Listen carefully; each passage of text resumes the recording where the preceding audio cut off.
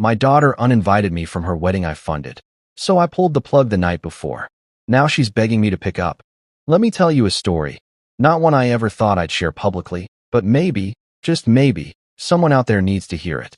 It's a story about money, betrayal, and the kind of payback you never see coming. It's about the moment I realized I wasn't just a father to be respected, I was an ATM with a beard.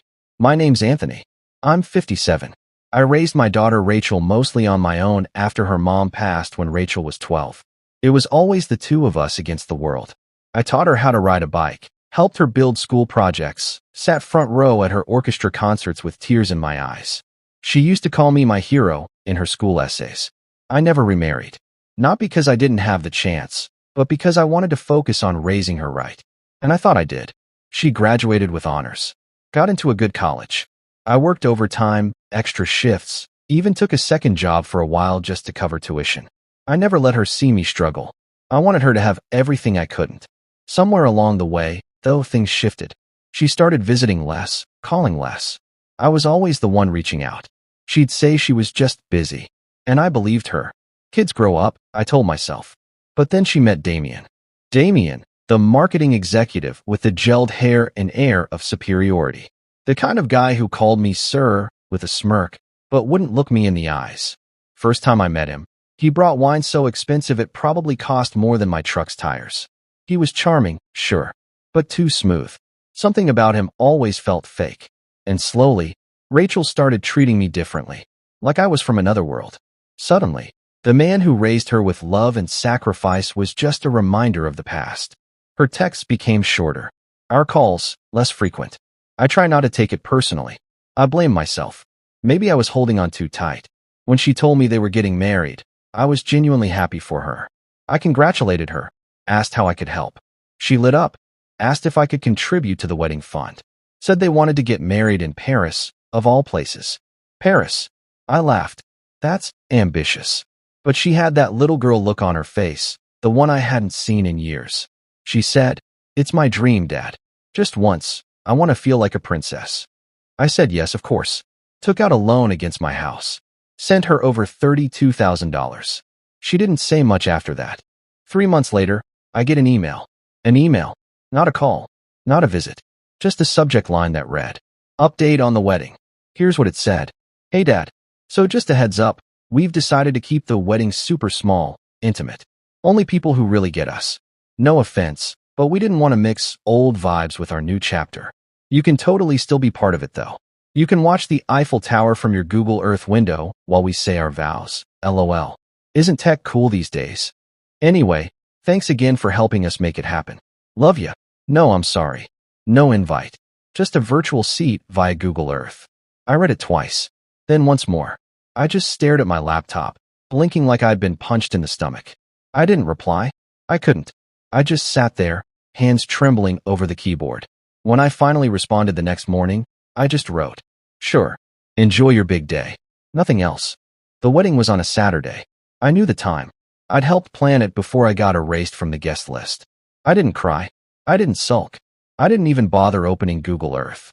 I got in my car, drove down to the marina, rented a boat for the day, took a cooler, my fishing rod, and my favorite playlist. I turned off my phone.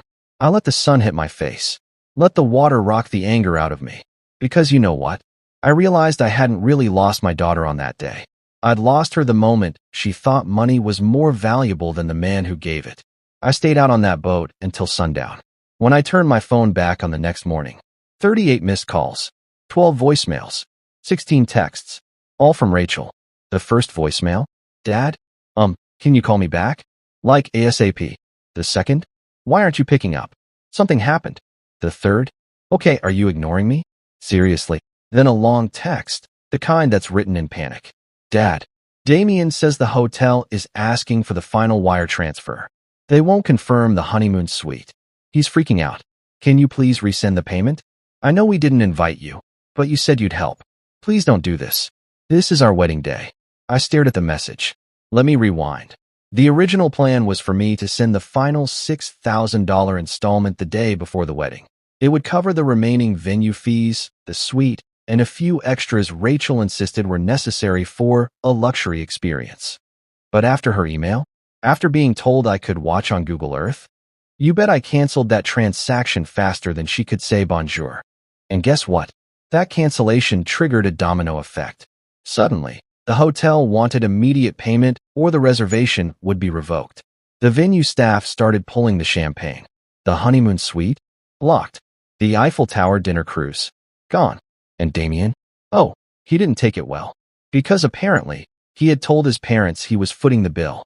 So now my daughter, the one who cut me out, was standing in a 5-star Parisian hotel lobby in full bridal glam, while the concierge informed her the card on file had been declined. She kept texting, "Dad, please just send it. I'll pay you back. I promise. You're ruining everything." Damien is furious. He said this is embarrassing. He walked out and said to fix it or he's not coming back. Dad, please. This isn't funny. But I wasn't laughing. I was at home, making pancakes, playing classic vinyl, and enjoying the silence. For once, she was the one calling me, not the other way around. She had made it perfectly clear I wasn't part of this chapter. So I let her read her own damn book. And for the final act, I logged into the wedding registry link she sent me months ago. Yes, the one asking for donations toward their travel lifestyle fund, and left a public comment. Chapter 1, Daddy pays. Chapter 2, Daddy gets erased. Chapter 3, Daddy cancels the transfer. Chapter 4, read the fine print. The ATM with a beard. Then I blocked her number. Not forever, but for now. Because here's the thing. I raised my daughter with everything I had. But I didn't raise her to treat people like they're disposable, not even her own father. She didn't want old vibes at her wedding? Fine. Now she gets to enjoy new consequences. Alone. Now, I sleep better. No more waiting by the phone. No more bending over backward to be acknowledged. I let go of a daughter who only saw me as useful when I was swiping my card. And honestly, it's the best thing I've ever done for myself. I booked a trip I'd been putting off for years. Spent a week by the coast, catching fish, drinking cold beer, and laughing with some of my old mates. The kind of men who don't care what you wear or how much you make, just whether you show up with a good story. There's no bitterness in my voice anymore. No more trying to understand why someone would throw away family over appearances. Because I don't need answers. I have my peace. I have my freedom. And now, finally, I have me again. Let's go on to the next story, where the betrayal cuts even deeper. When I asked my daughter what time the engagement dinner was, she replied, "Oh, we already had it yesterday. Just close family." A week later, she called me in a panic. "The card didn't go through. Did you forget to pay the bill?" I simply said, "Didn't I warn you?" I never imagined I'd be telling this story. But here I am, conflicted, hurt, and strangely at peace. I'm a single parent. I raised my daughter, Vanessa, practically on my own after her father left us when she was 6. I sacrificed everything, sleep, money, dreams, so she'd never feel the absence of a parent. I worked double shifts, skipped vacations, gave up hobbies. Her college, car, clothes, everything was financed by my hard work. I did it all gladly, believing I was raising someone who'd never forget who stood beside her in the hardest years of her life. She's 28 now. Smart, beautiful, engaged to a man named Eric, charming, ambitious, and frankly, just a little too polished for my liking. But that's her life, her choice. I respected it. A few weeks ago, she texted me a picture of her ring with the caption, "He proposed." I was thrilled. I called her immediately, congratulated her, and asked what the next steps were. She was cheerful, a bit distracted, but promised we'd talk soon about the engagement dinner plans. Days passed. I didn't hear anything. I assumed she was busy organizing the event. I sent a quick message. Me. "Hey sweetie. Just let me know what time to be there for the engagement dinner. Should I bring anything?" Her reply. "Vanessa. Oh, we already had it yesterday. Just close family." I stared at the message for a good 5 minutes. I read it again and again. "Just close family." I replied with a simple, "Oh, got it. Congratulations again." She didn't call. No apology. No follow-up. Just silence. I cried that night. Not because I wasn't at the dinner, but because she didn't consider me close family. After everything, after decades of raising her alone, it hurt in places I didn't know I had. But I didn't confront her. I didn't cause a scene. I just stepped back. Maybe she needed space. Maybe I had unknowingly done something to deserve this. Still, it wasn't my place to beg for scraps of her celebration. But here's where things get ironic. About a week later on a Thursday afternoon, I was prepping for work when my phone buzzed. It was Vanessa. Vanessa. Mom, hey, can you talk for a sec? She sounded nervous. Frazzled. Me sure. Everything okay? Vanessa. The card didn't go through at the venue. For the wedding deposit. Remember the one I sent you for the Amex bill last week? Now here's something important to understand. 4 years, I'd let Vanessa use my credit card for emergencies. And she got comfortable with that. Too comfortable. In fact, a few months ago, she sent me a bill for the wedding venue deposit, close to $8,000, and casually said, "Can you just pay it and I'll pay you back once the honeymoon fund gets cleared?" I didn't agree. I said, "Vanessa, I love you, but you're starting a new life. You and Eric need to handle your own bills now. I can't keep covering you like I used to. You need to be financially independent now." She was annoyed, said she'd figure something out. Apparently she never did. She had assumed I'd pay it anyway, like always. Now here she was panicking.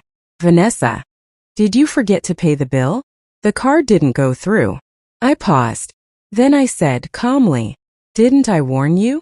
Dead silence. She stammered, "Wait, so you didn't pay it?" Me, "No, Vanessa. I told you it was time for you to handle this. I wasn't invited to your engagement dinner because it was for just close family, and I respected that. But I won't finance a life I'm not part of." She didn't say anything. I heard a sniffle. Then the line went dead. I thought that was the end of it. But it wasn't. The very next day she called again. This time she wasn't just panicked. She was frantic. "Mom, they're asking for another payment. For the catering. And the decorator. I don't have it right now. Can you please just transfer it?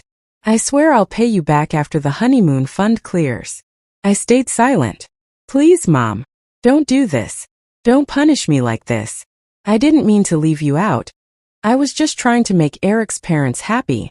Still silent. "It's your daughter's wedding," she shouted. "Don't you care about me at all?" That was the moment I realized she still didn't get it. To her, I was a safety net. A human credit card. Someone who would always show up no matter how many times she pushed me aside. She had excluded me from the engagement dinner, the one I should have hosted, the one I would have been proud to attend, because her fiancé's parents didn't think I was necessary to be there. And she let it happen. Now she wanted me to clean up the mess their approval didn't help her avoid. I calmly replied, "You made your choices, Vanessa. You chose them. Now figure it out with them." Click. No yelling. No lectures. Just the final truth. She tried calling again. Texted. Emailed. Even showed up to my doorstep once, crying, saying Eric's family had backed out of helping with the wedding expenses once they realized she didn't have my support anymore. They had used her. And once they saw she had no backup plan, no mother's bank account to pull from, they were suddenly reconsidering the timeline of the wedding. Karma didn't knock on her door. Broke it down. Eric started pulling away. Told her she was being dramatic. That she was embarrassing him in front of his parents. He blamed her for not managing the situation with me better. She thought she was marrying into a polished, well-connected family. What she didn't realize was that she was walking into a trap of appearances, not support. Image over integrity. And when her image started to crack, they dropped her like glass. The wedding was postponed, then quietly called off. Eric didn't officially break up with her. He just stopped showing up.